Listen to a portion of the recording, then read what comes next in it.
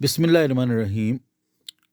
اسلامی تزکیہ نویسوں میں سے دو افراد جن کا نام بغوی اور ابن ابی حدید ہے، حضرت علی رضی اللہ تعالیٰ عنہ کو سپہ سالاری سونپے جانے کے واقعات کو کچھ مختلف انداز میں نقل کیا ہے۔ ان کا کہنا ہے کہ جب پیغمبر اسلام حضرت محمد صلی اللہ علیہ وسلم بیمار پڑ گئے تو حضرت ابوبکر صدیق رضی اللہ تعالیٰ عنہ نے فوج کی کمان سنبھالی اور یہودیوں پر شدید حملہ کر دیا، لیکن ان کی شدید مزاحمت کی وجہ سے پیچھے ہٹنے پر مجبور ہو گئے۔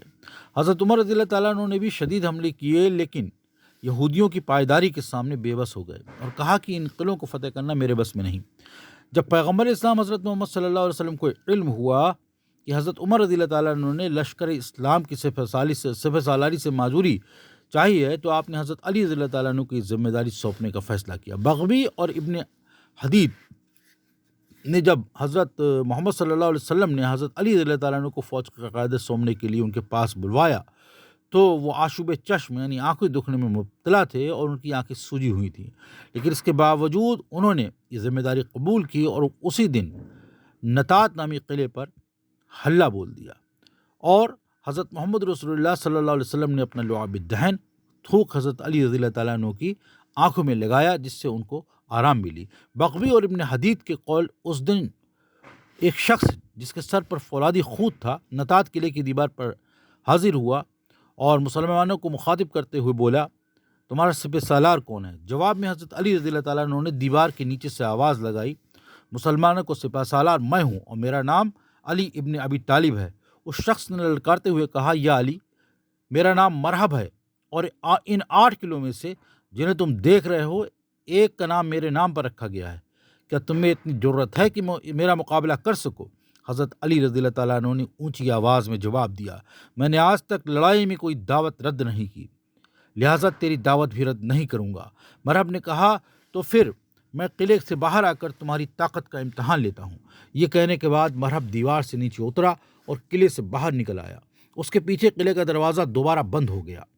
حضرت علی رضی اللہ تعالیٰ عنہ کی آنکھیں دکھ رہی تھیں اور ان کے بدن پر زرہ بھی نہ تھی، لیکن اس کے باوجود انہوں نے مرحب کا اس کے سر پر آہنی خود اور بدن پر مضبوط زرہ ہونے کے باوجود جم کر مقابلہ کیا۔ آخر کار اسے موت کے گھاٹ اتارنے میں کامیاب ہو گئے۔ مرحب کو شکست دینے کے بعد حضرت علی رضی اللہ تعالیٰ عنہ نے یہ حکم دیا کہ قلعہ نطات کا دروازہ شتیروں کی مدد سے توڑ دیا جائے۔ شتیر دراصل درخت کے بہت بڑے تنے ہوتے تھے جس کو 30-40 آدمی مل کر کے اٹھاتے اور تیزی سے بھاگتے ہوئے قلعے کے دروازے پر مارتے تھے۔ جب دروازے پر شتیر کی 2-3 چوٹیں پڑتی تو جتنا بھی مضبوط ہوتا ٹوٹ کر گر جاتا۔ اس دن مسلمانوں نے درخت کے 3 تنوں کا استعمال کیا تھا اور ہر تنے کو 50 آدمیوں نے اٹھا رکھا تھا۔ ایک طرف جبکہ مسلمان قلعے کا دروازہ توڑنے میں مصروف تھے تو دوسری طرف حضرت علی رضی اللہ تعالیٰ عنہ نے کچھ مسلمانوں کو معراج یعنی سیڑھی کے ذریعے سے دیوار پر چڑھنے اور قلعے سے اترنے کا حکم دیا۔ مسلمانوں کے جو سپاہی تھے اپنے پیغمبر صلی اللہ علیہ وسلم کے بتائے ہوئے طریقے کے مطابق پہلے قلعے کی دیوار پر پہنچے، پھر سیڑھی کے ذریعے قلعے میں اتر جاتے تھے۔ تاہم مسلمانوں کے شدید حملے کے باوجود قلعہ نطات کے محصور 2 دن تک پائیداری سے جمے رہے، لیکن آخر کار مسلمانوں کے ہاتھوں شکست کھانے پر مجبور ہو گئے۔ مسلمانوں نے قلعے کا مضبوط دروازہ توڑ دیا اور وہاں موجود یہودیوں کو قیدی بنا لیا۔ اس قلعے سے مسلمانوں کو بہت زیادہ مال غنیمت حاصل ہوا۔